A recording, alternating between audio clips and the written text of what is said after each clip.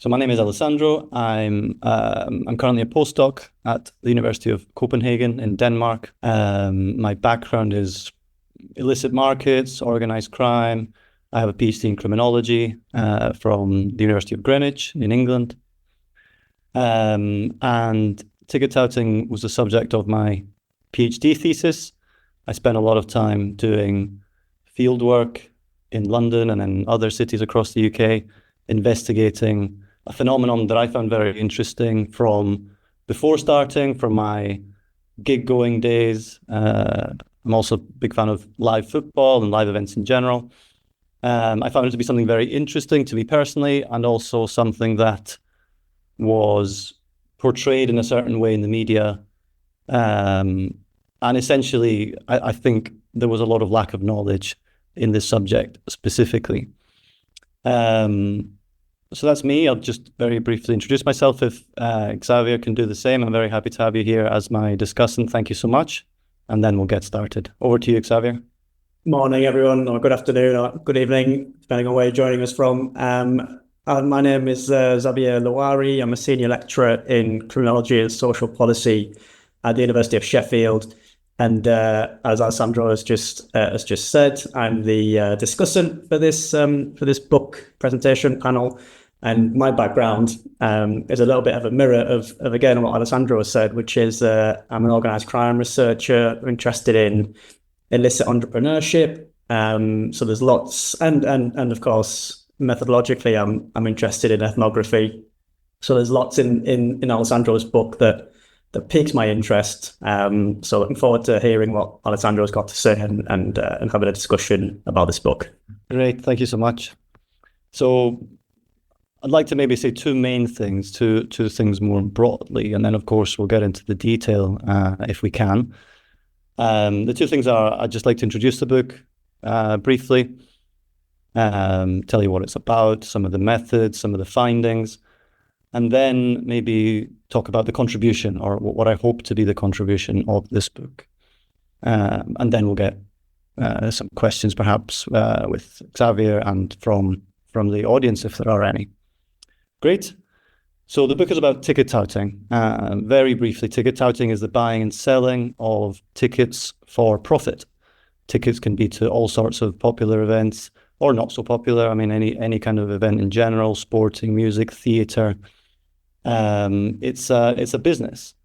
Ticket touting, or scalping, as it is known in other parts of the world, is big business. It's not about fake tickets. It's not about scams, although there is a certain overlap between those two worlds, especially in the way that the media portrays it, for example. And that's one of the things I've tried to challenge. It's big business. It's gangs of individuals standing outside stadia, concert halls. It's networks of individuals based online, using multiple credit cards to make purchases. It's an enterprise. It's an entrepreneurial enterprise, and there's obviously a deviant element, which is why we've kind of located it in this context of organized crime and deviant entrepreneurship. So it's a huge problem in many parts of the world. I've studied it from a UK perspective, where it's been growing enormously, tremendously in the last 15 to 20 years, mainly because of the internet. But of course, it predates that. It's been kind of identified as early as the 60s and perhaps a little bit before that, although there isn't much literature on this topic. Again, that was one of my intentions, to do a bit of a deeper dive into the origins of the phenomenon. It's also a big problem in the USA, in Australia. There's been legislation all over the world for the practice specifically. And that's quite relevant because in the UK, there have been some attempts to legislate, and that's become quite prevalent again. There's been talk with the new Labour government coming in of potentially new legislation, so that's maybe something that's quite interesting to talk about. I will very briefly share some slides just now to talk a little bit more about the book in detail. Here we go. Can you give me a thumbs up, Xavier, to tell me that it's working? Super. Fantastic. So this is the cover of the book, and I've just kind of shown here the different chapters. Again, I'd like to say that in the kind of, okay, look, we can start perhaps with the literature review. What I've tried to do, again, because of the lack of knowledge, the lack of literature that I found going into this study, what I've tried to do essentially is really to trace the historical trajectory of ticket touting from kind of the earliest examples to where we are today. But because there wasn't much work out there, I took the decision to more broadly try and portray this deviant entrepreneur. So it's an ethnography of deviant entrepreneurship, essentially. In terms of ticket touting specifically, the earliest traces in the UK, anyway, that I found were from Shakespearean times. But then even before that, there's some evidence of touting in ancient Rome, in the Colosseum. So the book kind of starts from there. The literature review starts from there. And then from these kind of early examples of essentially what you could describe as opportunities being spotted, gaps in the market, gaps in kind of supply and demand, loopholes in the system, identifying individuals within the system that are perhaps corruptible, and then exploiting all of these opportunities at once. Those earliest examples are traced in the book from ancient Rome, Shakespearean Britain, etc., into Victorian Britain, into the pre and the post-war years in the UK, where the black market emerged with rationing, and again, a thriving kind of entrepreneurial verve in terms of exploiting a lack of supply, a need from consumers, from buyers, bringing buyers and sellers together in a way that was obviously profitable and in the way that I've identified it, deviant. So from the post-war years, we then come to kind of ticketing becoming its own activity, especially in the football scene in the United Kingdom, which was, of course, huge and still is, absolutely. And that's when we have what I termed earlier as these gangs of individuals working outside stadiums. And I use the word working because essentially that's what it is, or what it was, or for some, what it still continues to be. And then the trajectory continues to the modern day, to the modern landscape of still individuals, some of whom are the same, some of whom are perhaps the newer generations coming from the same group of individuals who used to line the streets. But then, of course, we have technology and the arrival of the internet, and a very different generation of ticket touts who are, as I said, using multiple identities, using multiple credit cards, in some cases, but not always, using very, very advanced forms of technology. And that's essentially the kind of historical trajectory of this deviant entrepreneur, really from the very original traces of looting, scamming, theft, racketeering, as I mentioned, in kind of Victorian Britain and the black market during the war, to hooliganism in the UK. And many informants, for example, described those days as, well, with the emergence of the ticketing market, as it being a safer and, in inverted commas, perhaps a more legitimate form of organized crime compared to the drug scene, for example. And then, yeah, this modern landscape of still having the kind of older blue-collar generation standing outside music venues, concert halls, football stadia, and then the more modern, tech-savvy, white-collar, perhaps younger generation individuals, some of whom using very advanced technology, and others just, you can see the title there of the introduction. All you need really is an internet connection. The internet has vastly expanded these opportunities, especially for individuals who never would have been involved in this specific market, who never, to this day, still would absolutely refuse to stand outside a venue. But the internet has made it possible for new entrepreneurs or new deviant entrepreneurs to enter the scene. I can talk maybe more about methods later with Xavier, maybe if we have some questions around that. I'll quickly skip to some of the findings, perhaps. The next slide, let's have a look. The next slide here shows what I describe as a spectrum of seriousness. So through my observations and interviews, and we'll maybe talk a bit more about that later, about the essence of the ethnography, through these findings, I categorized the sellers. I categorized the ticket touts in terms of their activities, in terms of their specific methods, the access they had to certain tickets, and I've ranked them, as you can see, by seriousness.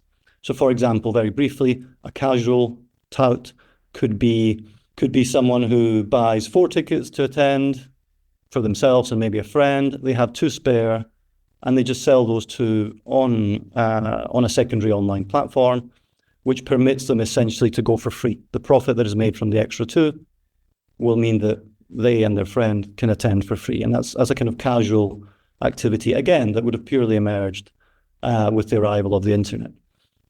The feeder tout is someone that I identify as a tout that sells to other touts. So they feed the machine, they feed the system. They have perhaps a contact who is a regular buyer. They are a tout, they will then resell those same tickets, but there's an element of safety, of knowing that there's a trust between the first transaction of the buyer and the seller, and then the second transaction between the perhaps bigger tout with more contacts, with more experience. Of course, they will sell on for more money. So that's essentially what the feeder tout is. And the kind of higher end of the spectrum sees the distinction between online and street, and then this idea of modern grafter. I've touched on already multiple credit cards. So in some cases, using forms of technology that are very advanced. There's been a lot of talk about bots in the media, of course, and the new legislation. Legislation that has already been passed has attempted to address this, and the new, perhaps forthcoming legislation will continue to do so. There's been talk of a cap, a 10% cap, for example, to be placed on the UK secondary market. And you'll see that I've essentially divided top and bottom football and non-football tickets. And that's very simply because in the United Kingdom, buying football tickets is illegal currently. So reselling, of course, reselling football tickets is illegal. And currently reselling any other kind of ticket is not. So that's why where you have the casual and the online seller, they're slightly lower on the seriousness scale or spectrum. And I found that the feeder touts, the street touts, and the modern grafters more specifically focus on football, which is why I've not included them in the bottom half of the screen.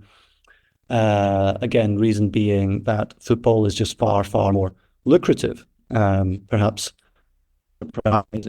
Very quickly onto this, just one more slide. I took this categorization, I took this identification of different types, typology of different types of sellers, and I plotted it here. As you can see on the left, we've got the kind of seller type, the seller type going across the top, and then the methods going vertically top to bottom. And I've placed it in terms of, okay, this tout uses these kinds of methods. So again, going back to the casual ticket tout, perhaps buying a couple of spares to fund themselves. They will only really be able to buy tickets through a general sale, maybe a pre-sale, and then they will sell on an online secondary market platform, for example. And they'll mainly do it to unknown buyers, because whoever buys on, purchases on somewhere like Indiegogo would not be known to the seller. I won't go through all of them, but you can see the general pattern is that the more you go towards the more serious end of the scale, the more boxes picked.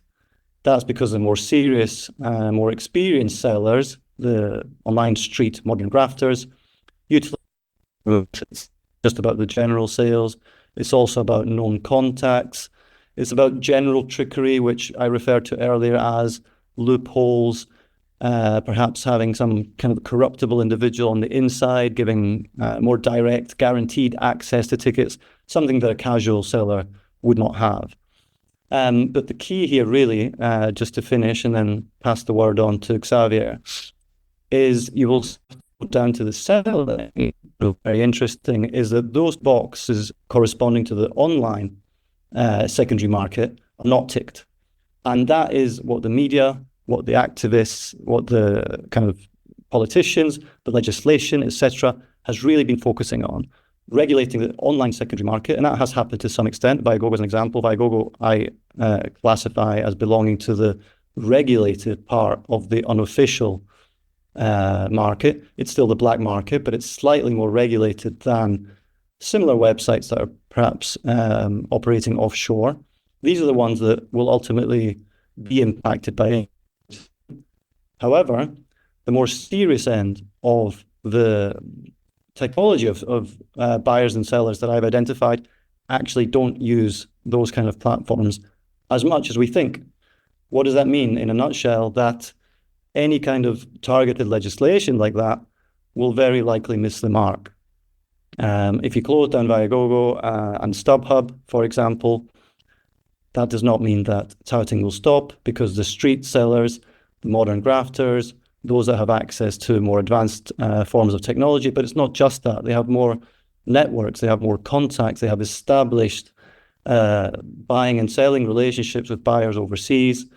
I've recently come across WhatsApp groups, Discords.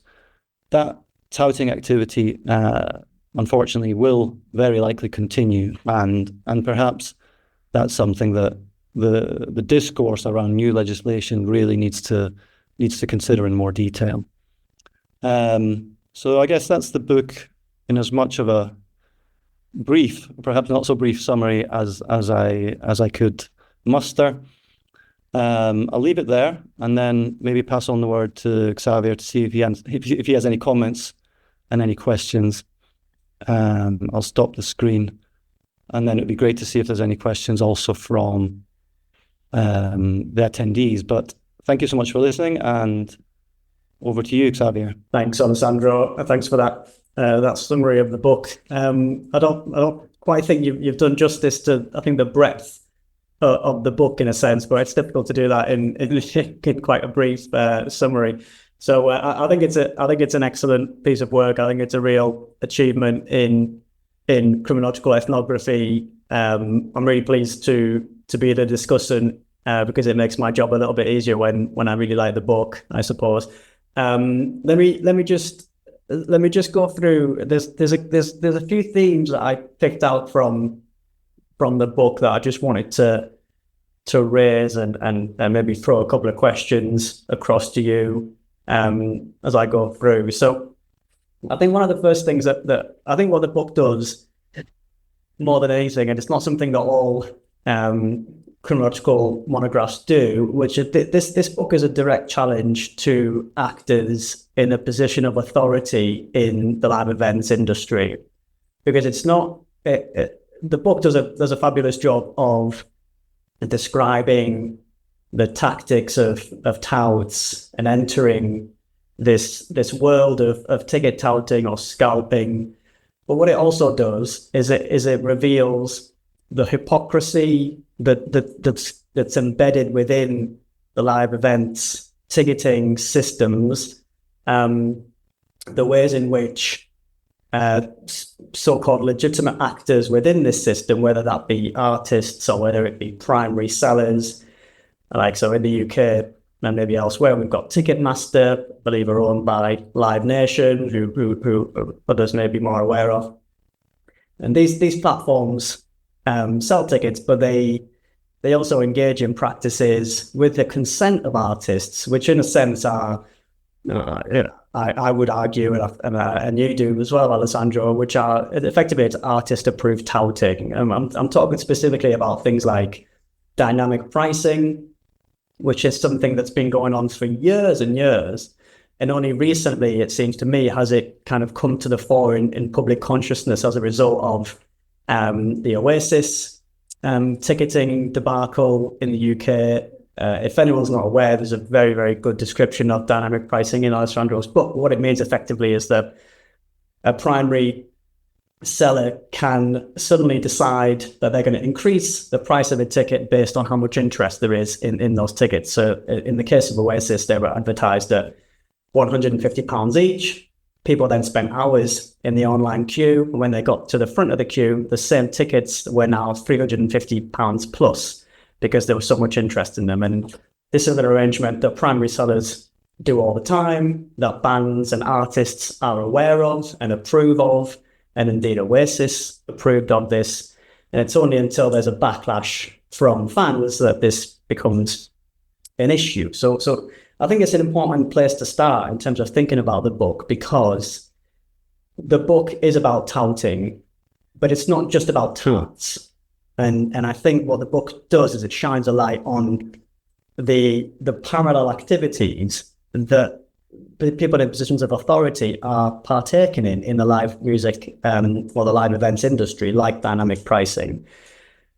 The other thing that the book shines a light on is the hypocrisy of artists, not just in relation to dynamic pricing, but also in terms of engaging in hype around their events, doing things like pre-sale announcements, doing things like membership schemes, all of which are schemes which are exploited by touts to be able to get hold of tickets. Now, these are ways in which, as Alessandro describes in the book very well, artists are able to monetize loyalty, but they also create pathways for touts to maximize their illicit activity. And this is what Alessandro's argument, which is really compelling, is that touting is implicitly tolerated because artists can make more money than they lose that they would ever lose. And in fact, artists don't lose money through touting because their tickets are still sold. They're just resold more expensively. And I think a really, really nice point that Alessandro makes in relation to this is that in his observations, he saw far more enthusiasm in terms of tackling the selling of fake merchandise than he did in tackling touts. Because if someone buys fake merchandise, the artist loses out on what would have been a sale of real merchandise. So there's hypocrisy that's embedded throughout of this, and you may go as far as to say maybe even corruption. I'll leave that for Alessandro to kind of unpick whether he thinks there are deliberate corrupt practices. But I would argue that if they're not corrupt, then at best some of these practices or some of the activities of such supposedly legitimate actors are highly incompetent. That's probably a nice way of describing them. For example, a really good example from the book is that Alessandro speaks to a participant who has 120 memberships at a football club, and he uses those memberships to buy tickets, to get privileged access, to get hold of tickets. Now, how is it that an individual is able to have 120 memberships at the same football club? There has to be either corruption or negligence or complete ambivalence from the football club about this. Okay, so I think this is an important point. So the first thing that Alessandro does in this book, for me, and if we want to think about contribution, it's a challenge to authority to effectively get a grip and effectively confront their own hypocrisy in this context. Okay, so I think that's the first thing I wanted to raise. I think the other thing, and Alessandro mentioned it in his section earlier, is the notion of deviant entrepreneurship. And I'm really pleased that the book draws upon this, and this is how Alessandro frames the activities of touts in the book. I think the deviant part is important because this is in many ways, in many cases, illegal activity. If it's not always outright illegal, you might think of it as being deviant or immoral or unethical. But I really like the emphasis on entrepreneurship. This is what these individuals are. Touting is a learned skill. It's a craft. And the way that Alessandro is able to frame touting as a form of deviant entrepreneurship, I think really does justice to what he's observed. It calls to mind, excellent work from the likes of Dick Hobbs, from Adler, Jacobs, Clockars, all of whom have documented these forms of illicit entrepreneurship in the context of organized criminal marketplaces. And so I think Alessandro does a really excellent job in terms of being able to situate this form of illegal activity as a form of deviant entrepreneurship. So I think that's really important. And the other thing that the use of the idea of an entrepreneur does is it speaks to just, I guess, the normality of this activity, how it's embedded in, the kind of the political economy in terms of, it exploits free market economics. It looks for legal loopholes. It's responsive to what's going on in the legal marketplace in terms of how that impacts the illegal marketplace. And these are all things that illicit entrepreneurs can and do put into practice, whatever commodity or good they're trading in. And this is the same thing in terms of the legal ticket market. So I think I'm really pleased that Alessandro framed these activities as forms of digital entrepreneurship. I think that's really well judged. The other thing I really liked about the book and about the interviews in particular, and some of the primary data that emerges from those interviews with touts is the ethics and the morality that's present throughout this marketplace. I think it's really interesting that touts repeatedly said to Alessandro that they're not looking to scam anyone. That's not good for business. And they said a good deal is when everyone's happy. The touts made some money. The customer is able to see a gig that they didn't think they maybe would be able to get access to. They're fulfilling a lifelong dream.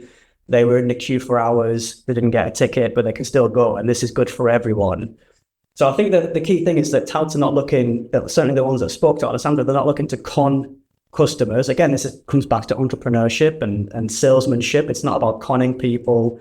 It's about delivering a service or a good. There seems to be, from what the touts were saying to Alessandro, it seems to be a kind of mutual respect for the police.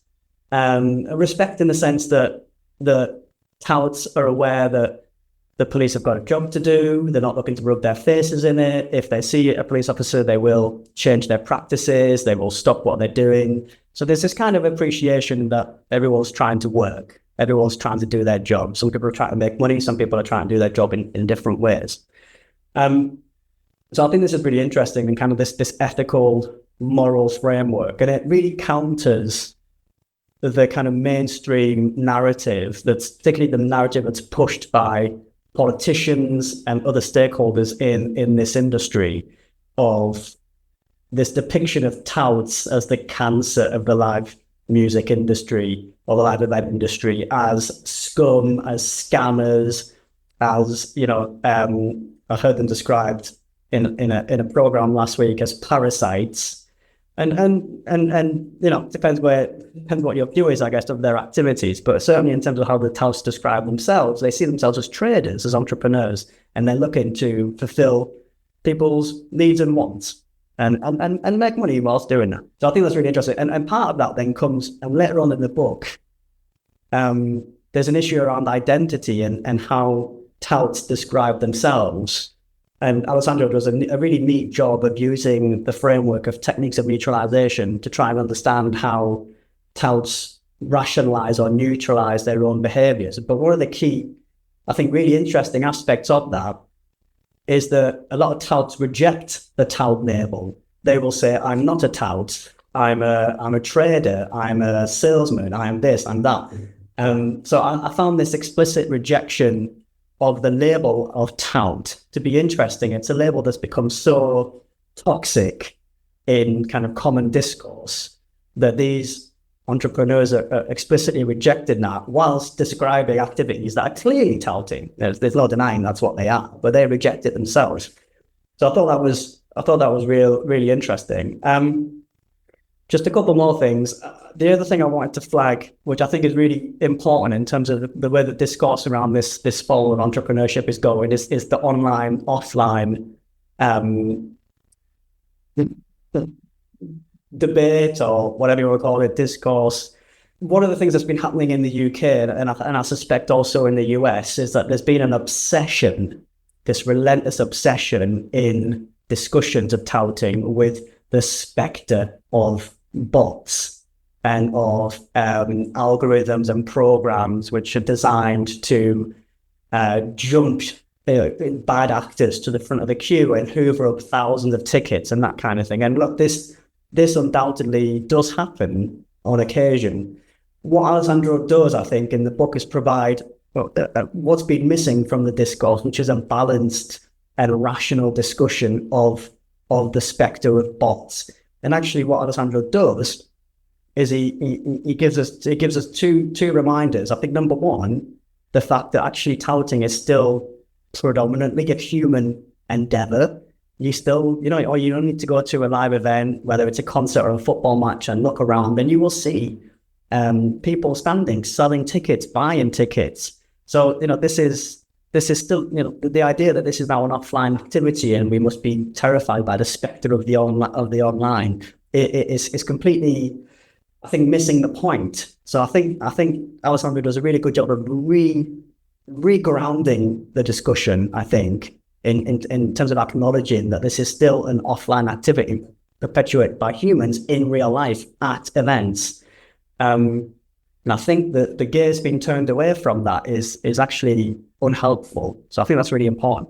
But I think the other important thing actually is that Alessandro challenges the dichotomy between online and offline. And what he does, particularly when he speaks to one of his participants, the chameleon, is he reminds us that the idea of trying to separate online and offline is completely missing the point. Most touts will do a mix of both. Most touts will be able to acquire tickets online using a series of tricks and tips, not bots, but just being able to exploit pre-sale, membership sale arrangements, knowing how websites work, knowing how to get to the front of the queue, and actually not using bots very often. But then they may be able to resell those tickets in person. So this idea of having a clear separation of online and offline is sometimes missing the point. Sometimes they are separate, but often they're not. And so again, this comes back to challenging the dominant narratives around this illicit marketplace that are being fed to us, which is that it's an online activity, which is that bots are the next big thing. And Alessandro does a really good job of trying to, for want of a better word, cut through the bullshit and actually get to the reality on the street, if you like, of how this marketplace operates in practice. So I think that's a really important point to take away from the book. And then I just want to reflect on there's so much to say really about the book in terms of, one of the most interesting and richest chapters is around the detail around the craft of touting, particularly street level touting, the use of things like sensory marketing techniques. I won't do justice to that chapter by describing it myself. So maybe we can throw that back to Alessandro in a second. But what I wanted to finish on is the methods and Alessandro's use of ethnography.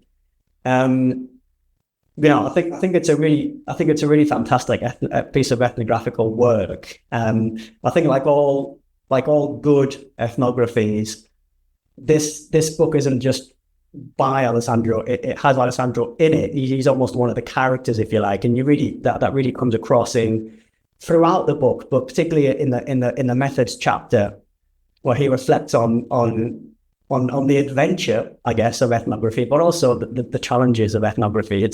I think that I really would, if anyone's interested in criminological ethnographies, I really would. But I'd read the whole book. But if you can't read the whole book, I would read the methods chapter. It's a really honest reflection of how the book was written, how the research was carried out, and often, I think maybe we all like criminological ethnographies because they're exciting, they're rich, you feel like you're part of it. But I think what Alessandro does is he does all that, and he talks about all the exciting bits and the adventures that he goes on and the things that get the heart racing. But I think also he's honest enough to reflect on the fact that sometimes ethnography is really boring, and actually sometimes it's quite mundane, and sometimes it's a complete waste of time. Sometimes you will spend hours waiting for a participant and nothing happens, or the data that you get is unusable, or it's rubbish, or you feel like you're tearing your hair out at having wasted so much time on something. And in Alessandro's case, sometimes it's also deeply unpleasant. So he couldn't tell these stories for himself, but at points he was threatened by one of his participants. He fell out with them. at times he lost money as part of his ethnography, and so there's sometimes ethnography can be fantastic, but sometimes it can be boring, and at worst it can be upsetting or pretty not very nice in the pursuit of something that in the end will turn out well. So, and I think Alessandro does a really fantastic job of reflecting on this in the methods chapter. So I appreciate it's a bit strange to finish my reflections on the methods chapter, but I just wanted to finish on that because I think it's something worth celebrating. So I'll stop there. It'd be great to well, I've got a few questions. I've already asked a couple of questions to Alessandro, but I've got a few more. But if anyone else in the call has any questions, then I will cede to yourselves. But I'll just finish by just reiterating it's a really rich and fascinating piece of work. And congratulations, Alessandro. I really enjoyed reading the book. It's a real standout achievement. Well done. Hey, thank you so much. I mean, yeah, I'm flattered by your comments, and I think you've done a much better job of introducing the book than I did 10 minutes ago or whatever it was. So maybe you should start next time, and I'll go second. But it's actually, I was taking some notes while you were talking, Xavier, and it works really well that you ended with the methods, because I was going to begin my response to you very much from the methods, because I touched on it earlier and I said, maybe we'll talk about it more later. So that's perfect. I mean, one of your first points was, your very first point was the book being a direct challenge to everyone involved in the industry, not just the touts because of their immorality, etc., but the machine of Ticketmaster, or even the activists, even the legislators. There is a condoning, there is a kind of, I mean, you gave some very specific examples of merch versus tickets, this idea that ultimately the artists, if they sell their tickets, doesn't really matter. If they're then resold for more, they've made their money. You mentioned Oasis, you mentioned dynamic pricing. So I'll speak to as much of that as I can, but perhaps starting from the methods is a very good idea. So very briefly, the ethnography consisted of me physically spending many, many hours. You touched on boredom, you touched on the excitement versus nothing happening for a long time. Spending many hours outside venues, outside concert halls, football stadia, all across the UK, and I even did some trips to Europe, for example, when there was the European Championships, and unsurprisingly to me at that stage, the same sellers who were perhaps in Liverpool or in London or in Glasgow were also in Paris or were also in Berlin. And that very much speaks to this networked organizational element to touting activity. So the hours and hours of observation led to me kind of making contact with some sellers. I didn't really have any contact going into the field. I recruited a lot of individuals online through a flyer that I posted on a classified website, Craigslist, which is really popular in the US and not as popular in the UK. It's more known for scams. Actually, I think it's known for scams in the US as well. But in the UK, we have Gumtree, which is much more popular and perhaps reliable. But because of this, I touched on earlier, because of this illegality when it comes to selling football tickets, Craigslist at the time of the research was rife with ads, with listings to purchase tickets on the black market, whereas Gumtree, for example, would take them down because of their illegality. So Craigslist was my starting point, and I posted this flyer, as I said. I made contact with some individuals. Then again, Xavier, you touched on the overlap between offline and online. A lot of those same individuals, of course, were also on the streets. So that's how I got the kind of ball rolling in terms of recruitment, in terms of engagement.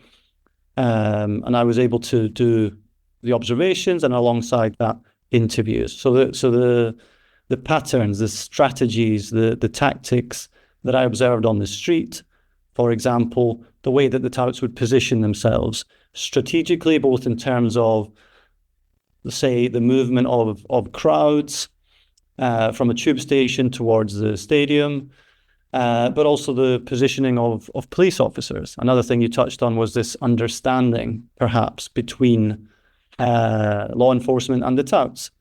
I mean, a lot of regular football goers recognize the touts. They recognize their faces. They've seen them for years. And one of the obvious questions is, why does nobody do anything about it? If I can recognize them, you don't need Secret Service or any kind of high-end technology or training. If I know that I can point to them, that's a tout. Why is he still here week in, week out? And there is a sort of mutual respect, as it was described to me, in that sense. So the things that I was observing in situ, I could then verify or ask about in the interviews. So that was the essence of the ethnography. You also touched on me losing some money. The reason for that was that I actively engaged. In addition to the observations and the interviews, another one of my methods as part of the ethnography was participant observation. So again, through some of the gatekeepers and some of the contacts that I made, whether online, on the street, or both, I developed a relationship of, you could say, trust in the beginning with a gatekeeper. And I essentially became part of the group in the sense that I was buying tickets online. If you think back to the categorization, I was temporarily, you could say, a feeder towards bigger, more experienced touts who would then resell the tickets that I provided to them. So there was a lot of trust involved here. I mean, just to give you some examples, if you can imagine, some of these individuals gave me their credit card details, and I was then tasked to be ready at a specific point in time on a given day of the week when tickets to, say, the major Premier League teams, for example, were going on sale. I had login details, I had usernames, password. I would log in, make the purchase for the touts. Sometimes the tickets were delivered digitally, or sometimes they were delivered in the post. And I would then supply these tickets to them for them to resell. So this is the essence of the ethnography was this: the observations, the interview, and then the participant observation. And I think going back to the media, going back to the portrayal of touting activity, I uncovered, I think, many details that have just been completely overlooked when it comes to this trickery, when it comes to knowledge. You mentioned, Xavier, knowledge just simply of the internet platforms, of the loopholes, of being able to refresh, of being able to wait in the queue before it even starts, having multiple browsers, devices, and none of that, from my experience, was actually connected to bots. And the participants also stated this: well, we think that bots are being used by a much smaller group. They're far less reliable. They're probably more expensive. Nobody that I interviewed actively used bots. Nobody that I interviewed knew of anyone in their wider national, perhaps international network, knew of anyone using bots. Of course, this was, the fieldwork was between 2013 and 2017. Things have undoubtedly changed. But even the experts that I interviewed, some of whom are still kind of very prominent in the media, they did say, well, perhaps not very many people in the UK are using bots. But of course, that's not then what they said in a kind of more visible interview. And I do try and unpack that in the book as much as I can. You gave some example of the actual fieldwork. I think anecdotally, I think it's quite interesting. You talked about merch, and this speaks to this kind of hypocrisy potentially, and in the end, it's just about making money. There's a couple of things to say about that. Yeah, I witnessed, I think it was in Glasgow and also in some fieldwork experiences in London.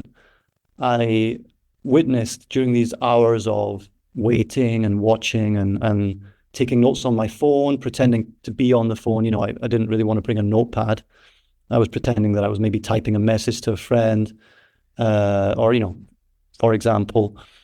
So I witnessed undercover trading standards operations going from stall to stall. If you imagine, people selling pins and badges and scarves and T-shirts, scarves perhaps in the football context, T-shirts in a music concert context, and asking to see street trading licenses. And some had them and some didn't. And those that didn't, I saw, the individual perhaps making, communicating with others on the phone or whatever, and then a swarm of officers would confiscate the scarves or the T-shirts, whatever, and issue them with a fine. And now this is for scarves that were being sold for £10 or pins that were being sold for £5, but they weren't official merch. 1 meter, round the corner, 10 meters, or, literally on the other side of the same street, there were individuals illegally selling tickets to the sound of £300, £400, £500 in cash, and nothing was being done about that. So that's just, you touched on it. That's that example more concretely. You talked about dynamic pricing, and I mean, my opinion on that is that it is essentially touting by the artists themselves. There's obviously there's been a realization that, hey, the price at which we sell tickets is here. The price that people are willing to pay is here. Of course, you talk about face value and the real effective market value, and it's absolutely fair and right that artists, encourage younger fans, promote loyalty. They want to keep their prices low, but at the same time, someone realized, hey, there's this whole chunk of money that we are missing out on. So dynamic pricing is that. It's recapturing the lost profit, for the artist to keep. And perhaps you could say there's nothing wrong with that. The artist deserves it, absolutely. What is the tout adding? Why should that money be lost to a third-party reseller who is, as you said, scum, deviant, etc., or, the way that it is being portrayed by the media? There's no additional labor. There's no merit to this resale. There's no added value to the ticket. It's the same product that's being resold. Of course, there are many artists that have a very different opinion that do actively keep prices low and try to stop touting. There's some examples. I mean, The Cure have come out recently and done precisely diametrically the opposite of what Oasis did. I mean, you said a moment ago, that Oasis condoned this dynamic pricing tobacco. I think they officially came out and said that they didn't, just to be as clear as possible. Now, whether you believe that, whether I believe that, is entirely, that's not that doesn't necessarily align with what they're saying.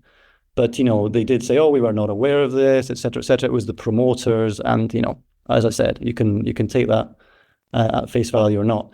All I will say is that if they had if it were true, and if they did want to kind of convince us that this was true, they could have very easily refunded those customers that, as you said, waited for hours in a queue and then, in a kind of panic buying moment, were forced to pay secondary market prices for, instead of the face value. And that's exactly what dynamic pricing is. It's, hey, the touts are making this money.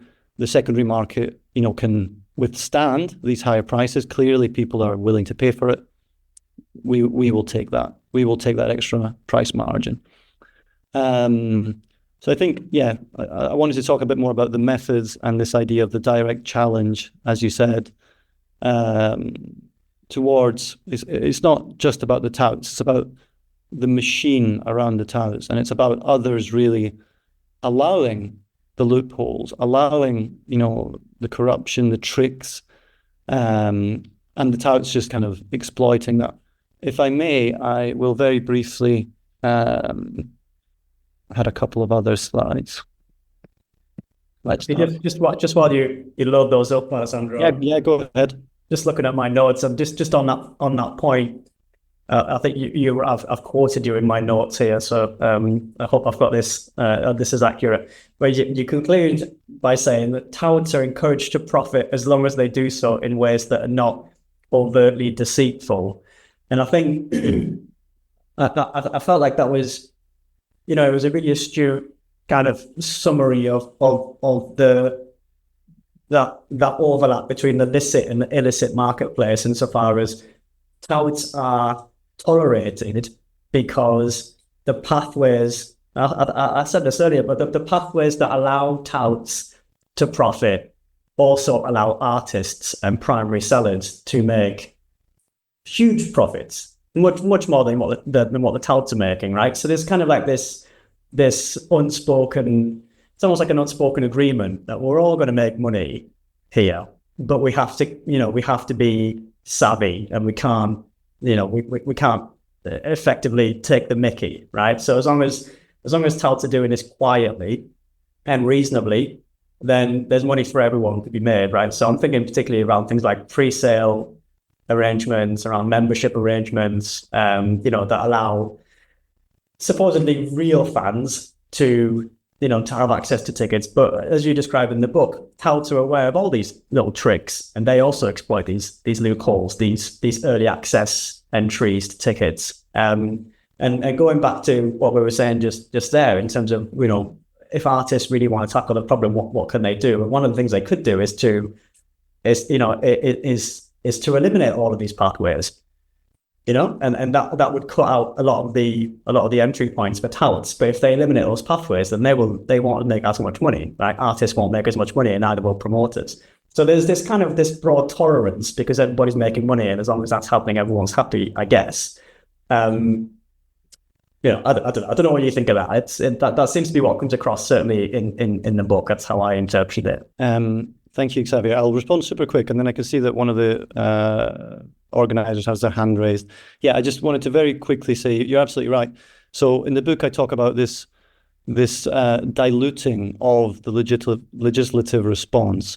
So one of the very first attempts in 2010, 2011 was to make touting illegal, or then, to place a cap, maybe a 10% maximum cap on resale to allow for, face value plus the booking fee. But then very gradually it was like, well, okay, it's not about banning it anymore. It's not about capping it anymore. It's about making it more transparent. And that was the Consumer Rights Act, for example. And then the bots legislation came in. It's been a gradual moving or shifting away from, hey, we must stop touting, to perhaps let's just make it a bit more regulated. And the quote that you said was, okay, it's not about making the rip-off as blatant as possible. Let's still allow it, but kind of within limits. And that's yeah. You caught that really. You hit the nail on the head there. I had a couple of slides up, but shall I let you say something? Hi there. Hi, sorry, Alessandro. I just wanted to add to this wonderful discussion, and I wanted to thank you for presenting your book, because I just wanted to say also how a lot of the stuff that Xavier says really resonates, and I think that your contribution is very powerful because we see organised crime as this kind of exceptional thing, this thing that is far away from us. And from the book, but also from what Xavier says, is this idea that actually it's all around us. And you talk about tolerance, I talk about complicity in a way where, it's all part of us, it's through us, and we don't need to look at exceptional cases like drug trafficking or something that might be kind of alien to us. It's this kind of everyday thing where ultimately, criminal entrepreneurs, as you've defined them, which I think is a key term here, have been able to identify a hole in the market where everybody kind of gets their fix, and therefore nobody really wants to sort of make too much noise, because then somebody down the line will be out of pocket. And if it's the artist, then one can understand that. But I think what's powerful about this work, and why I think that ethnography has to be a way forward, is the fact that it's the normality of it. It's the kind of complicity within our society, that our society doesn't necessarily allow this, but produces these kind of forms of a behavior of blurring of boundaries between the illicit and the legal and the illicit, and all these kind of different activities that you noted. And I think that that's why is very, very powerful. And I just wanted to add to that to say, again, congratulations, because I think that it is a piece of work that really needs to be read by our students in particular in the UK, but generally to sort of see that, you know, this is part of us. And if we want to counter it, we then have to start with our own kind of behavior in terms of saying, you know, maybe I will pay a bit more if it means that I'm not giving it to a tout or whatever. So again, brilliant. And also I wanted to thank Xavier. I thought your insights were really spot on and really helpful. Thanks. I'll stop and disappear. Thank you so much for your compliments. And yeah, I think we're all on the same page. It is this kind of everyday, and it is all around us. And I wanted to respond to Xavier with just one or two more slides, and then also what Failure was saying. The very final slide I will show speaks exactly to this. You know, touts are part of a broader spectrum of what's going on here and multiple interests, etc. So over to the slides again. This is a direct quote from somebody that I interviewed, one of my participants, and I think you were referring to this earlier, Xavier. And I like your analysis of it. I like it very much. You know, this is either corruption or sheer incompetence. Like, how is this possible? And I do remember very specifically one of the interviewees, I don't think it was the same individual, which actually, that says a lot in itself. Someone else directly said to me, I have multiple memberships in the same name. Like, it's the same name, the same date of birth, address. And he ended the contribution with, clearly the clubs do not care. And that goes back to, hey, they're making money anyway. You know, they've set their targets. The price is this. They're guaranteed it. Of course, everything will sell out. And then what happens later matters a bit less. This is a separate participant talking about the contacts that they have within the box offices, within the ticket offices. Again, these are two different individuals. One touting for a bit longer than the other. One's a bit older, but I've you know, identified them within this category of the modern grafter, the higher end of the spectrum. You know, I won't read all of it, but you know, the conclusion is my phone book is worth a lot of money. This fits in the chapter talking about the methods and the trickery, as I put it earlier in the table, the exploitation, etc. And I think that, you know, it's not necessarily what you know, it's who you know. That was another interesting quote from a participant.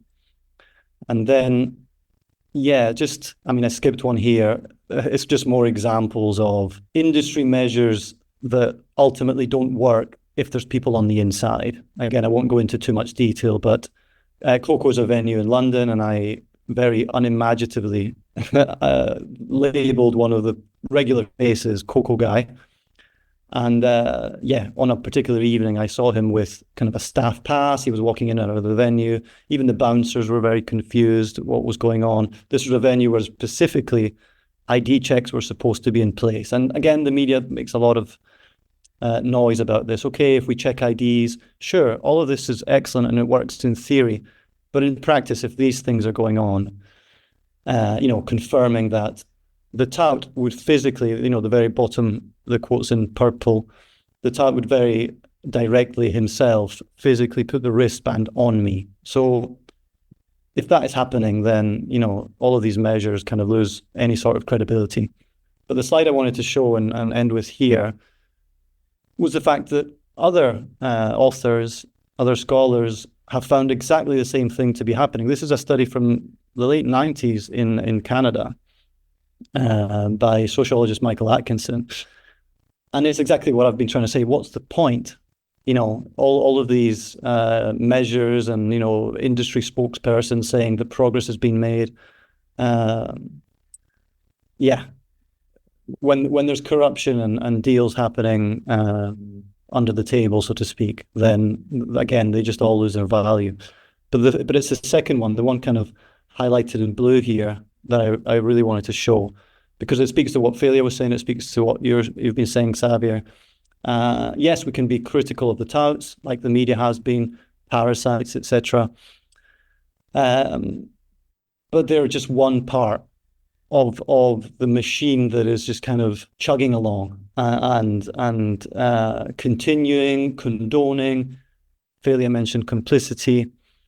And that's exactly where I've sort of tried to situate this work.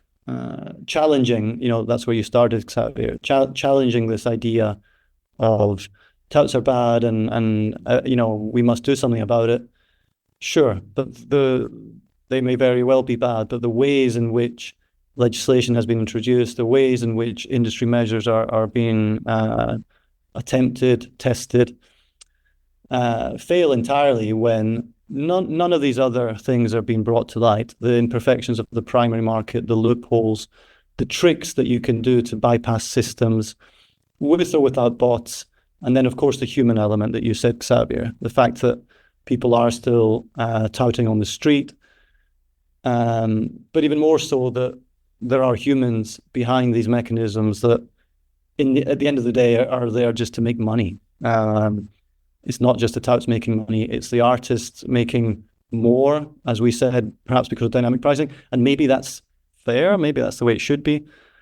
But then there are practices like the ones that I just kind of outlined that are not as defensible, especially within this hypocrisy of the way that the arguments are being presented. To try to be completely fair and balanced, the trajectory that I touched on earlier, moving away from banning and then capping, and then it's more about transparency and regulation, et cetera, to be fair. And I think that's how we opened it, or how I started the introduction at the very beginning. It seems like maybe, let's give them the benefit of the doubt, it seems like maybe the hypocrisy could be ending, because the most recent debates, the most recent discourse is that they're trying to go back to either outright banning touting or introducing a price cap. Is that because all of these measures haven't worked? Is it because things have now been completely under control? Are bots now much bigger than, they've always been presented as bigger, but are they much bigger than I have found? As I mentioned, nobody that I spoke to used them. It's been another 5-6 years since the end of the field work. Are there new players involved in the system? A very interesting aspect that's come out recently is this idea of the sneaker kids. I don't know if you've heard about this, Xavier. Ultra technological. So, if you think of my spectrum, do they fit into the modern grafter category? Arguably, yes. Or do we need a new category for this new type of tout? Is this a new type of tout, or is it just an opportunist who one week is selling, trainers, the next is selling Pokemon collectibles because that's what's in demand? A very interesting thing in the context of this subject that I've been observing is that the more traditional touts, and by that I mean not just the street touts, but also the kind of regular online touts, like the Chameleon, you said, he's one of the participants, and he absolutely does not use bots, for example. The online tout category that I've identified rarely use bots. But these kind of groups are very frustrated by the sneaker kids, this new generation, this newer generation. So this is kind of post-bot in a way. Because it has very little to do with touting. It has very little to do with the craft. It has very little to do with the skill or the learning behind this form of deviant entrepreneurship. They're sometimes called sort of the kind of in and out. That's their strategy. It's not so much about finding, hey, I have Taylor Swift tickets, I can make, thousands of pounds from this. Perhaps I will hold on to them. Perhaps demand will rise again closer to the show, like the street touts would do, like some online touts would do. Here, it's just about making a quick buck, very, very literally. And to them, it doesn't matter if they make £20 per ticket, £30 per ticket, as opposed to 150, 200, because their numbers are so huge, because they have these kind of Discord groups where, they come together. They refer each other, they share tips, and it's just about making a fast profit and moving on to the next thing. Can we consider these touts in the context of the craft, in the context of, you also touched on, Xavier, a really important point, I think, this idea of providing a service, this idea of this is my job and this is what I know and I learned this and it's been, passed on generation to generation. The Chameleon, for example, in some of the interviews that we did, talked about doing research, talked about knowing, when it's hot in terms of the market, the right time to sell, which bands to go for. So yeah, there's some very new developments, very, very interesting, even, certainly since the release of the book.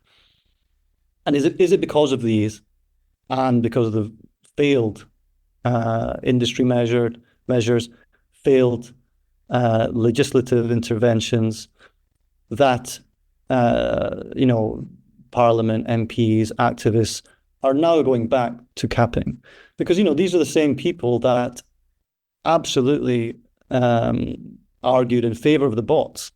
There's quotes, and these quotes are in the book. You can find them online. They're not going to go away. Some of these activists and campaigner groups have said, "Oh, absolutely, the bots is the solution. If we ban the bots, touting will stop." And that just didn't happen. So why were these same campaigners not arguing for caps beforehand? Has the situation changed? Is it now dramatically so out of control that this is the only option? And I see you've raised your hand. I will finish in 5 seconds. The final point I wanted to say is, will this cap work? Football tickets are already illegal. The reselling of football tickets was banned in the 90s. It's been illegal to resell football tickets for 30 years. And the black market that exists for football tickets is enormous.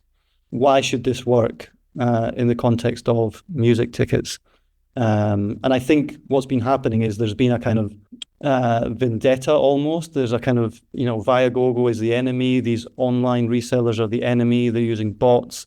Let's eliminate websites like that. But as I said earlier, when I was showing this kind of table, the methods against the individuals, you may successfully eliminate that small part of the market.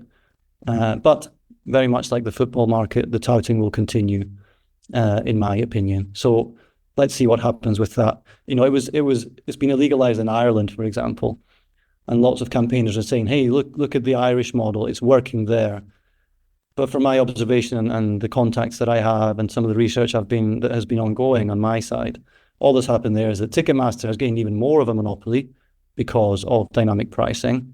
So they're now charging secondary market prices, so there's no difference there. Scams are perhaps increasing because there's less regulation. And of course, when MPs say, "Look at Ireland, no Taylor Swift tickets are on Viagogo for Ireland, no Oasis tickets are on Viagogo for Ireland." Yeah, but they're on many, many other sites. And if you, like I did, if you travel to Dublin for observational work at the most recent Taylor Swift gig, it was rife with touts outside the street, outside the venues, on the streets. So let's see what's next. And over to you, Xavier. Thank you for your patience. Yeah, I just had, just a brief comment, and then unless anyone wants to jump in with a question, we've got 5 minutes left. I was just going to throw a final question at you. I think what the future looks like is going to be really interesting, and I'm sure you're right that there's maybe a rebalancing of opinions and discourse around maybe more proactive enforcement or activity against touting. But if any student or scholar of illicit marketplaces will know that in the majority of cases, taking legal action against an illicit activity, illicit market, just means the illicit market doesn't disappear, it just adapts, it changes, like you've just described. There may be fewer people selling online, there'll be more people in person. That's always going to happen. But anyway, we'll have to see what the next few years holds. I think you just in one more very brief comment, you make a really interesting point around the sneaker kids and maybe sort of the new generation of they're still, they're still describing entrepreneurship, right? It's responding to spikes in consumer demand, exploiting, the kind of the profit to be made and that kind of thing. But maybe there's something interesting in distinguishing those individuals from ticket touts. I think you draw a really nice circle around how you understand and conceptualize ticket touting and ticket touts in the book. And maybe there's a differentiation to be drawn from this new generation of, 16-year-olds, sneaker kids, very well connected online and networked, but distinct from kind of the grafters that you spoke of. Maybe that's for the next book, perhaps. I suppose I wanted to finish on one last question. But again, just going back to the methods and the ethnography, which I just found so wonderful in the book. And I guess my question is a bit flippant, but I think it's worth asking, which is, would you do this again? If the opportunity, it sounds like you are actually still doing it in many ways. But I just wondered if, given the hours and hours of field work, much of it was rewarding and some of it wasn't. Is this something you can see yourself doing again? Thanks for that, Xavier. Yes, I mean, yeah, great question. I think I probably would, just because my passion and interest and my passion and my interest for the topic haven't stopped. I still attend live events as much as I can, and I love it. And I, as a fan, as a consumer, I do feel that this is an issue that is ongoing, and they've been trying to tackle it for years, and they've failed miserably. And unfortunately, I expect that to continue. I agree with you, and I sort of touched on this distinction between the sneaker kids. Are they real touts? You're absolutely right. There still is this deviant entrepreneurial verve, absolutely. But what I predict to happen is that if there is a cap, perhaps these opportunists, the deterrent element will they'll just move on to the next market. They'll do something else.